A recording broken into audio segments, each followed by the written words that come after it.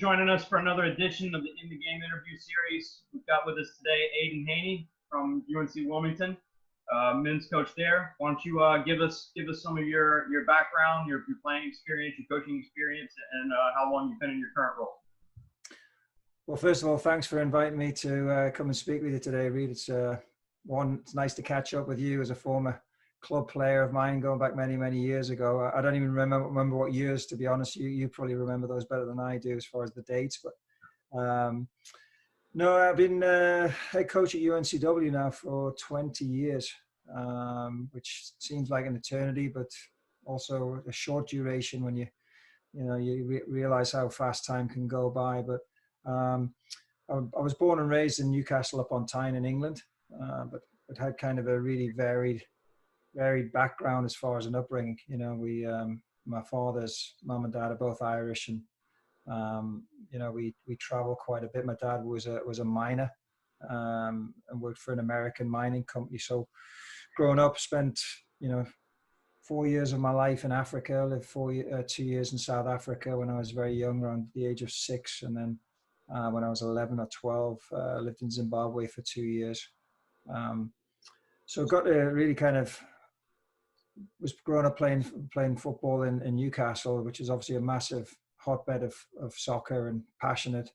It doesn't really describe the fans and the feeling for the game up in that area.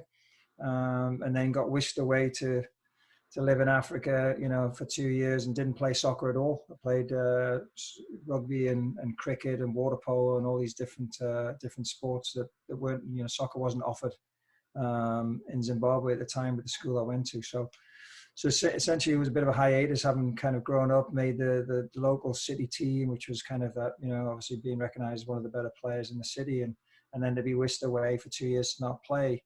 It actually ended up being a bit of a godsend, because eventually when I came back, all the players that had been in my age group, they were almost a little jaded, and they weren't as excited about getting back on track as I was, and really had a passion for rugby, had a passion for soccer, and made a decision to go with the football side, soccer side, and it was obviously a good one, because that's where my career has gone and the path I've chosen.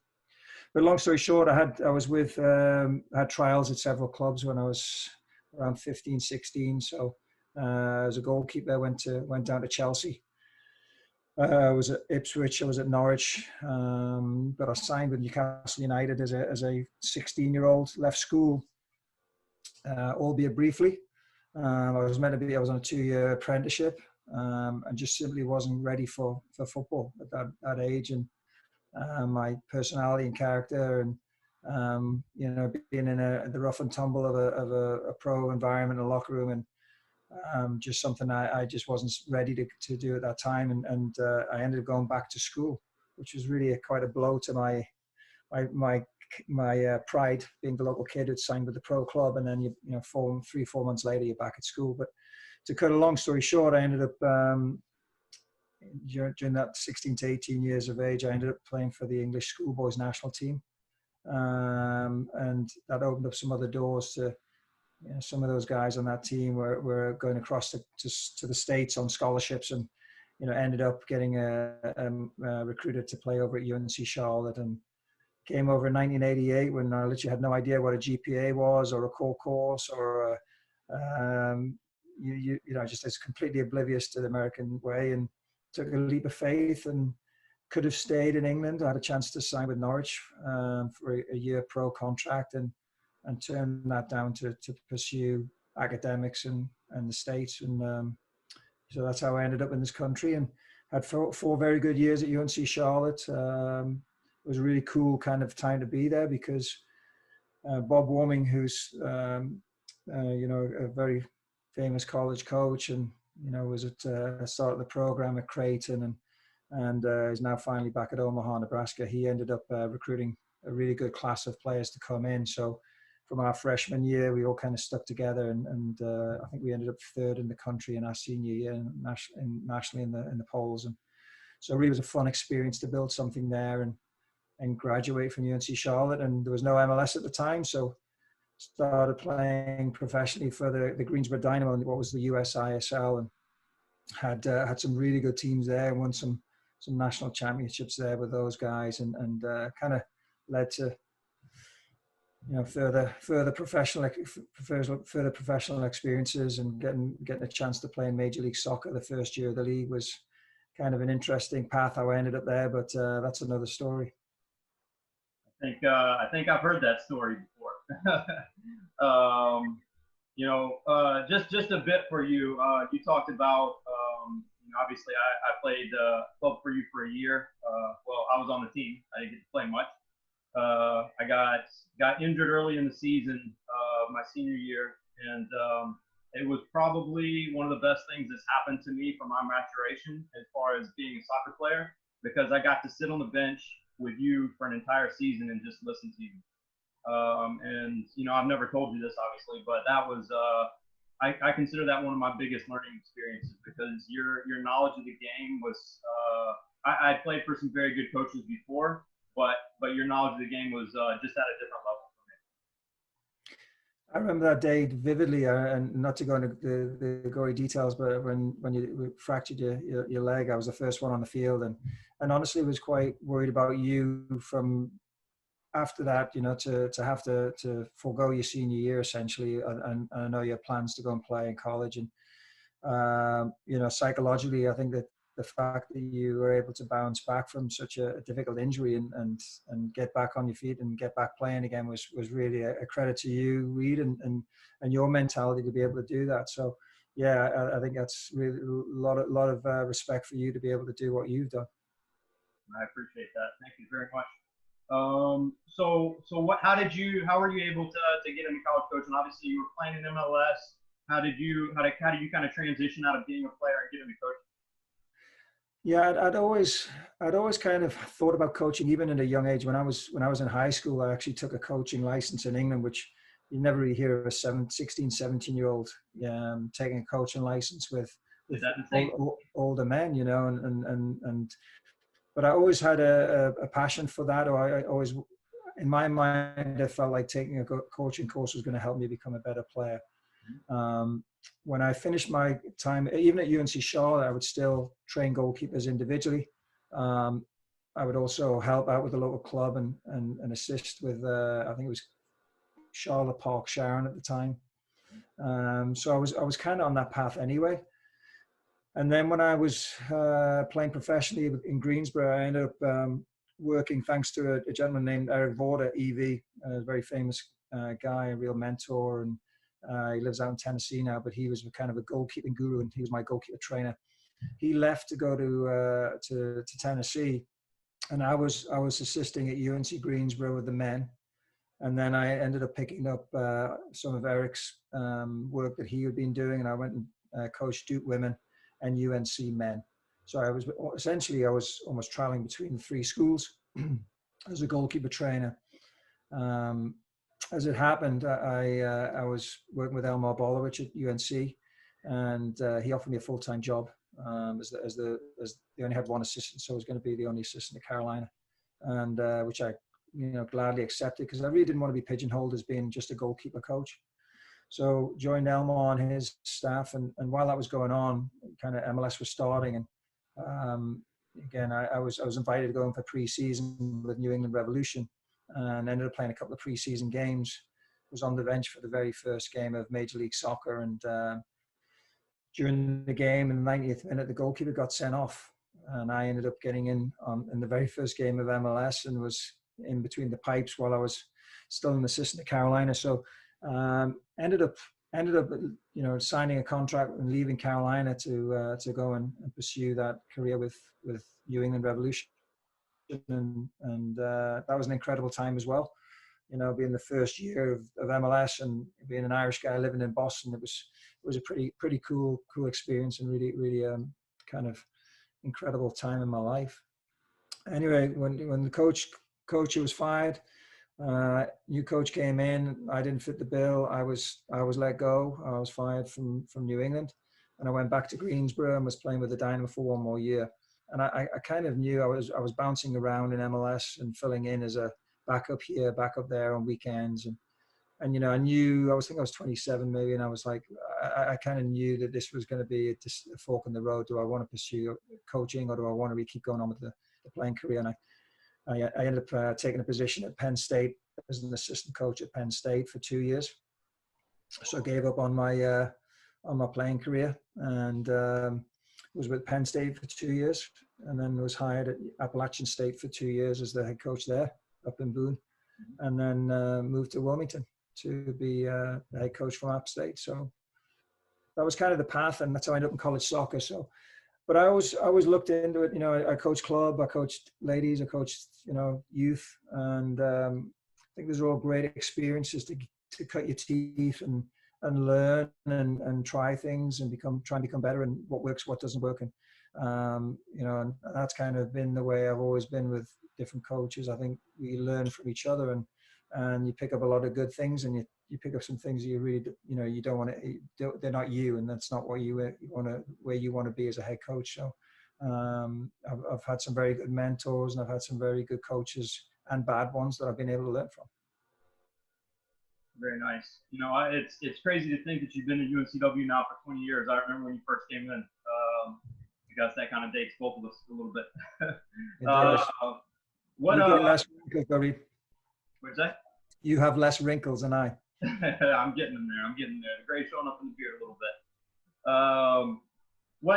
Obviously with you being there for so long, what's been the big attraction to staying there? And obviously your teams have had some very, very good success there since you've been there, and it's a very different program than it was that I grew up watching, and that was kind of our highest level until we got Wilmington Hammerheads. So I spent a lot of time out at UNCW Soccer Stadium as a child. What are some of the things that you really have done with the program to kind of put it in the national spotlight? I think the number one thing, and it takes time, is to build a culture. When I inherited the program, you typically get a job when someone's moved on, who's done a really good job, and they've moved on, and you inherit a talented team. And it wasn't the case at UNCW. They'd been in the doldrums for a little bit, and so coming in, it was easy to make some, I say easy, but it was easier to make some quick strides to improve, essentially try and change the mindset and the culture, and bring in the players who are committed to being good, and really establishing, it's not a cliche, but a culture of excellence. That doesn't happen overnight. It doesn't happen with one recruiting class, and that it's been a real joy, to be honest, to build something from essentially the ground up. And we had some really rough years, lean years. The first year, I think we were 3-15-1 maybe, our first season here.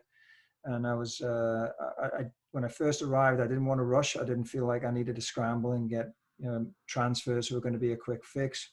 I waited and dealt with the first year, brought in a few players, obviously, but really inherited a group that and it wasn't their fault. Their expectations and standards weren't particularly demanding. So and I was able to bring in a really talented class of freshmen, some of the better players in North Carolina. And that kind of was the start of the metamorphosis, and the change to improve our program. And it's been gradual. We obviously made some quick strides, and then you taper off a little bit, but you keep trying to improve what you do, and you try to improve the players, the technical quality of the players, the ambition of the players that you bring in. And I can proudly say that a lot of these guys have come in, and it's been a pleasure to coach, because when you were able to recruit kids who are like-minded, who are very ambitious, they want to be good and they want to be pushed, it really makes your job easier as a coach. So I think the recruiting piece is very, very important, to get the right kids and the right character kids to come into your program. So it was, like I said, really doesn't happen overnight, but establishing the parameters, what the standards are, not dropping the standards, being demanding, being fair. And really I really like the kids that we work with on a daily basis, and there's a lot of mutual respect that you appreciate what they're doing, and they know that we're working hard on their behalf as well, and they're willing to put the work into, and you see the results on the field. We've had some really good years, and had some really talented players come through the program. Very nice.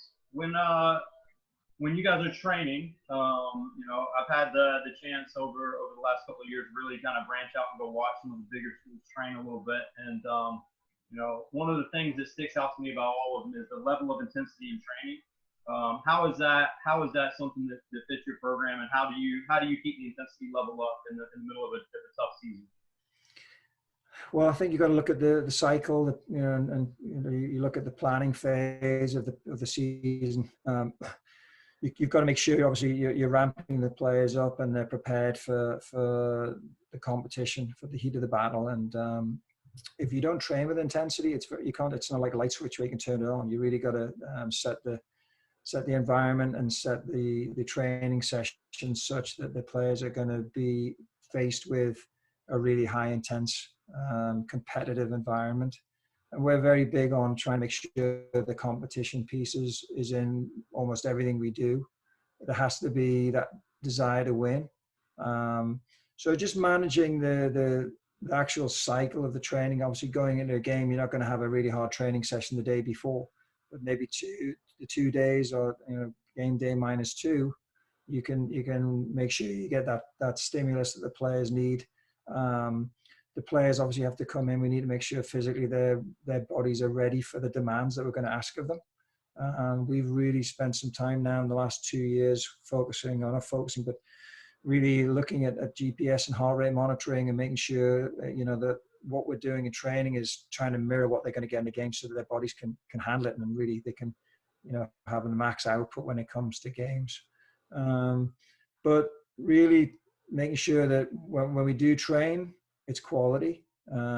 It may not be over an extended period of time. If it's an hour long worth of training, that we're concise and we get the work done that we need to do, but we do it at the tempo that's required, so that when it comes to the midweek game or the weekend game, that this is not a shock to them, and they you've heard the saying that you work harder in training, so it's easier during the game. It's not easy to do during the college season for sure, because it's so congested, but you've got to be really kind of strategic in how you plan your week out. Yeah. What's keeping on the idea of training and that stuff? What's some of your favorite things to do with your team, and how does that kind of fit the way that you want your team to play? I think you look at, if you asked our players, it would be, hey coach, we want to play small sided, we want to play, right? Or you ask any kid, hey, what do you want to do, Trent? Oh, we want to just play, right? And that's understandable. So at the end of the day, you got to make sure it's a game, that it's a sport and they enjoy it. So it's not all just focus on the tactical side or the intensity side or the physical side. So I think some of the things that I like to do as a coach are some exercise that do incorporate going to goal. So there's several that I know they enjoy, that like might be a 4-ball exercise where there's 3 of those balls are from different areas of different angles to attack the goal, and timing of the quality of the service, the movement to get into those areas. And then transition piece where we've got players coming off to make it a 6v4 and trying to break down a pack defense. Those are sorts of things that I think the players enjoy. I think any kind of transition games, we want a team that really likes to play on the front foot. We want to be aggressive in how we play. We want to press higher up the pitch. We want to transition from attack to defense and vice versa. So any exercise where involving the transition portion is something that relates to how we want to play. So maybe it's a 3v2 to a 4v3 attacking game where now there's decisions in the final pass or the movement around the ball. I think those are things that are all important, because those critical moments you have to make the right choice, and you may have a split second to make that decision. So training that is important as well. And then you're obviously getting the physical component as well, and getting the fitness and the sharpness and the sprinting that's required to play at the highest levels of Division 1. But yeah, even starts. I mean, everyone's a fan of rondos. I think you look at that, but you can actually arrange those and add some stipulations that really require players to to transition and work and press the ball right away if they turn it over. And that's something that I wouldn't say I've always been that way, as a coach, as our teams have evolved and as our players have evolved. We were probably more defensive oriented when I first started off, because maybe we just didn't have quite the quality that we were looking for. And then as you've been able to bring in better players, I think we've been more attack minded, and we're very much looking to be the aggressor and be a team that is able to possess the ball when we need to and build out of the back. But, certainly a team that looks to really attack. Nice. How has the Division I game evolved?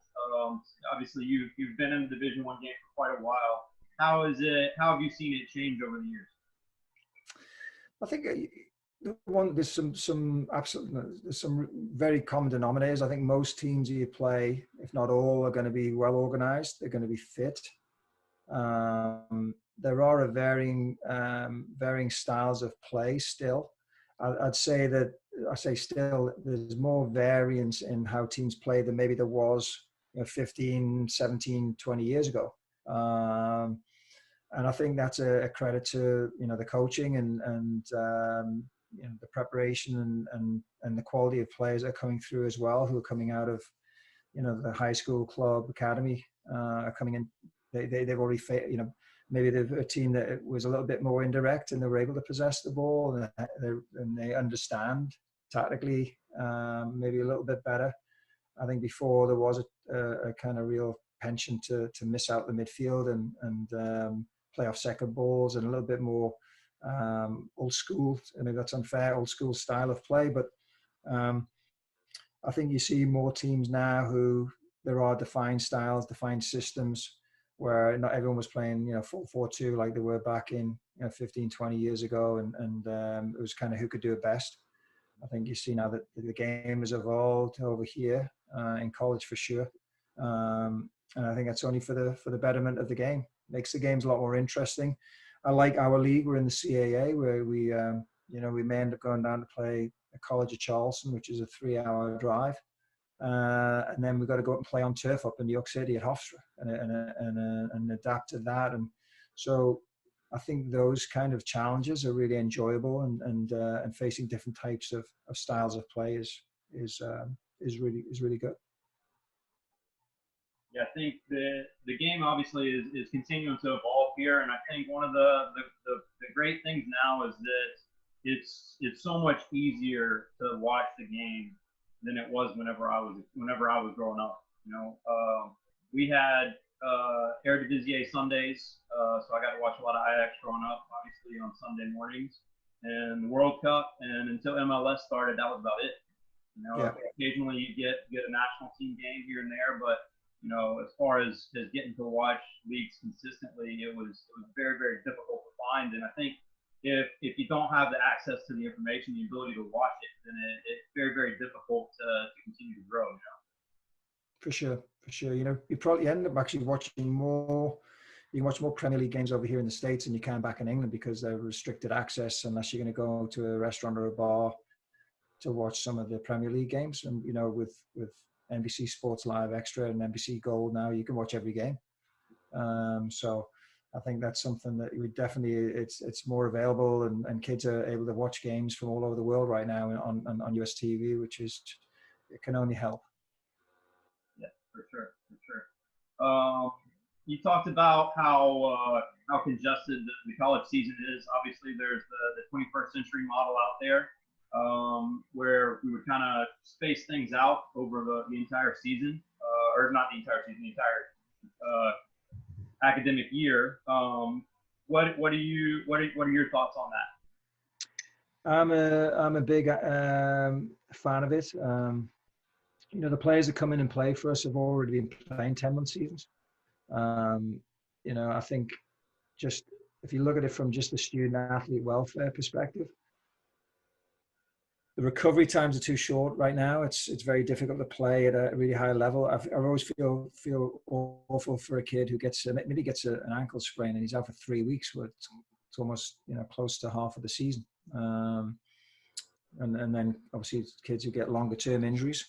So it just makes sense to me that it would make sense to lengthen the season. You know, it would be better for the kids to have more of a college experience. I think the training would be of higher quality, and the preparation would be better. So I'm a fan that it makes sense to do that, and I don't know if that's going to happen right away now with all that's going on in the world. I know it was coming up for a vote this month, so that's been tabled for now. But yeah, I've been a voice of support for that. We've been looking at this for six years or so now at Division One. A lot of work's been put in, a lot of research been done, and I think the numbers make sense, and it would make us more in tune with what the rest of the world is doing as well. Yeah, I think coaching at the Division III level, I'm keeping a close eye on as well, because I feel like if D1 does it, D2 and D3 very much have to follow suit. I think you're spot on. In obviously coaching at Division III, we're coaching a very, very different level of athlete, and I think the recovery piece is even more important for us.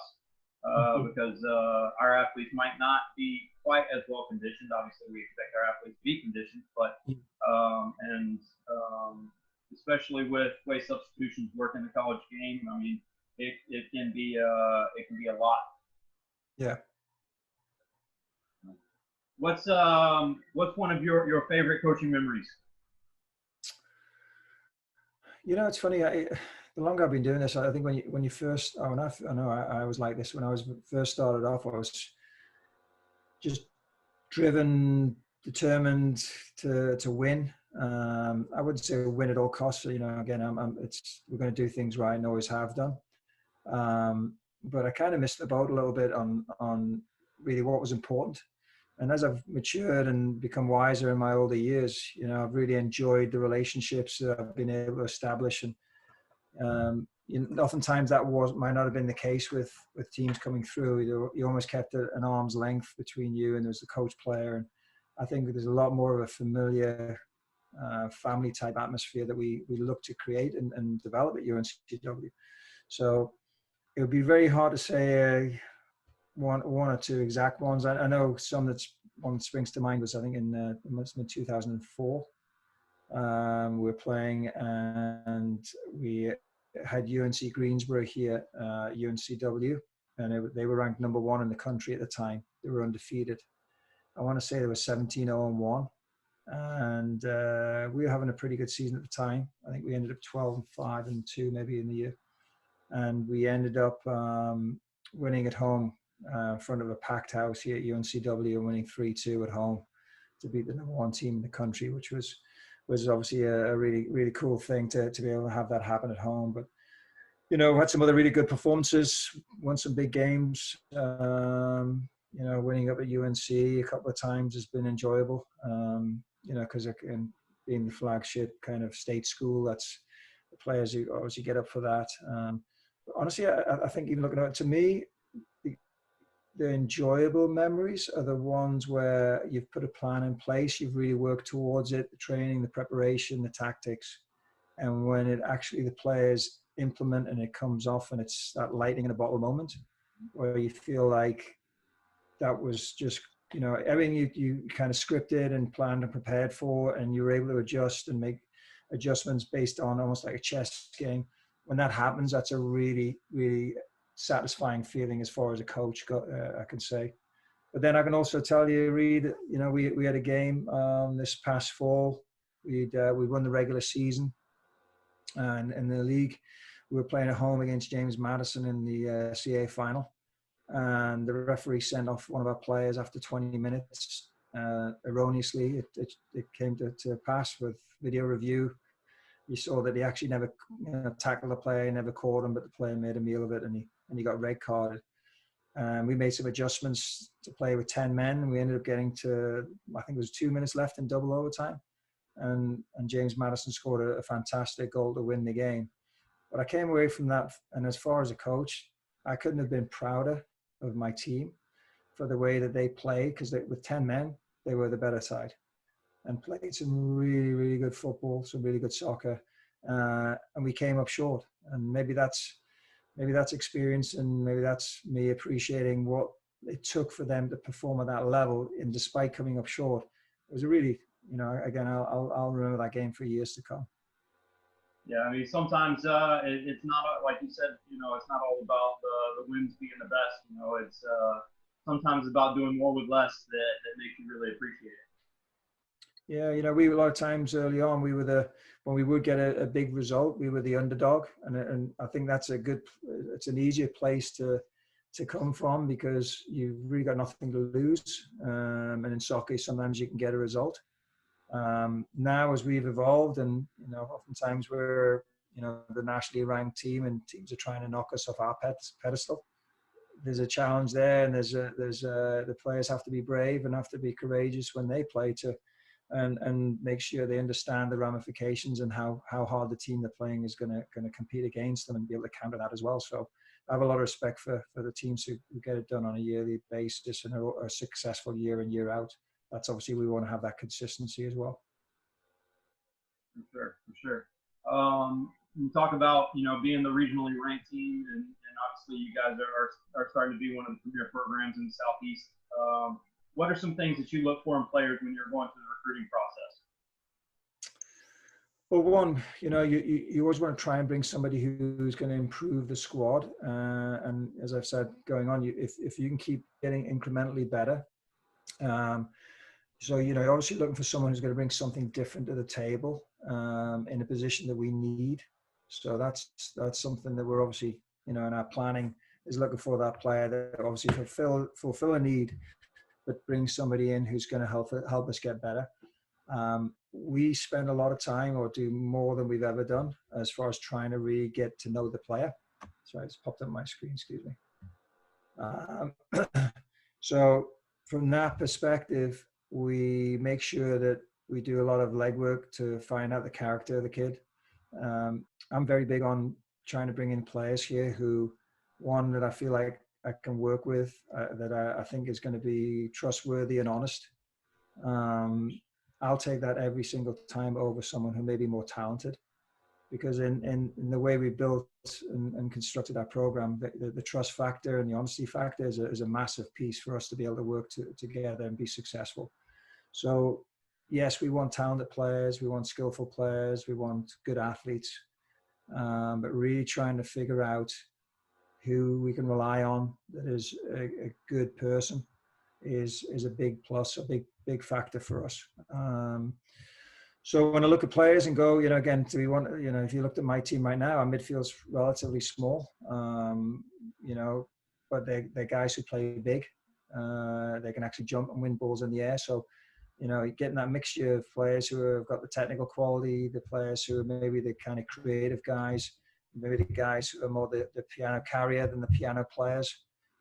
Getting that balance of the squad right is the trick. So for us, again, talent's one thing, but making sure we get the right personality is very important as well. Sure. As a Division I head coach, how important is the rest of your staff to you, and what are some of the roles that you kind of let your assistants really take on? Yeah, again, the buck stops with me essentially, but it's very much a hands-on. We want people's opinions. We want them to. I want my assistants to feel like they have a voice. I think it's important that they may see something that, again, I've been in this a long time, but no one's too young not to learn, right? And not too old to keep learning. So, I want them to feel like they have the capability to have an opinion, whether it comes to player selection, whether it comes to the recruiting players, to the scholarship aspect.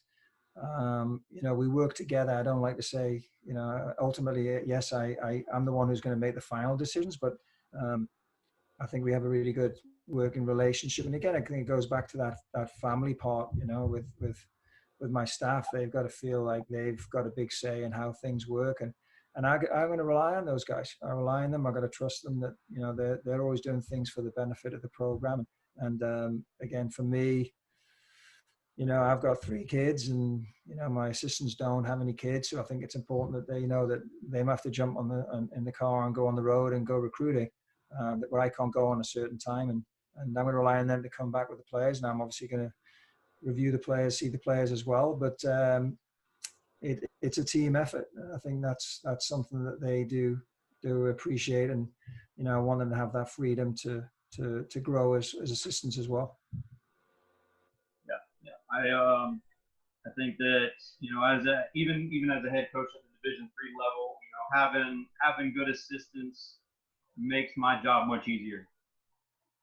For sure. They really, and it's so many things going on with your program, right? You got so many kids that you've got to take care of and not make sure no one's left and drifts away or is not getting the attention that they need. And they're really key to making sure they have a finger on the pulse of the squad, and and again, having that trust that we can communicate with each other, that they can bring things to attention, and we can discuss things. I think that's vitally important. For sure. What do you feel like is the most important piece of being a coach? And what do you mean by peace? So, what do you feel like is one of the most important characteristics, or as far as one of the big ones that's come up to us has been honesty and building relationships with your players, that kind of stuff. Yeah, I think the relationship building piece is very, very important. Let's be honest, you're working with a squad of whatever squad's 28 players, and the happiest players are going to be the 11 that are playing at the time. And I think the players need to know and understand that you're always going to try and do the best for the team, whether that's you're the guy who unfortunately, or girl who's unfortunately on the subs bench for the game to start with, but there's a value that we all have a value, and we all are going to be able to help and contribute to the success of the team. But they also understand that you're going to be honest with them and tell them, if they're not playing, why, and you have to communicate with the players. So I think that part, the relationship building requires good, open, honest communication. Whether, again, there's never an easy conversation if you're dropping a player, or if you explain to them why you're not going to make the team today, or you're not on the travel squad. I think the ability to be very open and transparent with those players is important. I think they respect that more rather than being in the dark. And that's something that I've definitely tried to improve on as a head coach, is being willing to have conversations, communicating better with my squad and each player, and getting to know them better, and how to handle those players better. So definitely, the relationship building, the communication, and the transparency, I think are 3 key components to having players who really want to play for you and are committed and going to help the cause, for sure. Nice. What advice do you have for young coaches? I think one thing is to be yourself. There's a lot of things out on social media and learning, and so many things, especially right now in this current climate. And I think I don't mean be yourself in the sense to come up with radically new training sessions, and we can learn a lot and copy from the really great coaches and ways of doing things. But I think just in the way you work, the way you communicate, I think you've got to be true to yourself and make sure that you are who you are, and if you do that, then it's not going to change. It's not going to be you're not going to seem to be kind of one thing one day and one thing the next. At least the players will know what they're dealing with and who the individual coach is as a person, as a player, and you're not just trying to imitate somebody or use the phraseology or the some verbiage that you've heard, when really find the way that works for you, and that's what you're going to have continuously as you go through your career, and players will kind of understand you better. Yeah, I think we ask for consistency out of our players. I think we have to demand it of ourselves as well. Well, you got to have a good sense of who you are first, right, before you can share that with your team. So I think that's something that's very, very important as coaches are kind of growing up, that they know who they are, because if you don't know who you are, then it's hard for the kids too as well. For sure. Well, Aidan, we really appreciate you taking the time to talk with us today. My pleasure, Reed. Thank you for having me.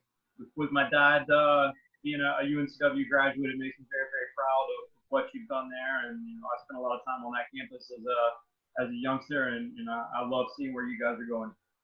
Thank you. Best to you as well, Reed. I'm looking forward to following your career, and if I can help you in any way, just let me know, okay? Sounds good. Thank you. Take care.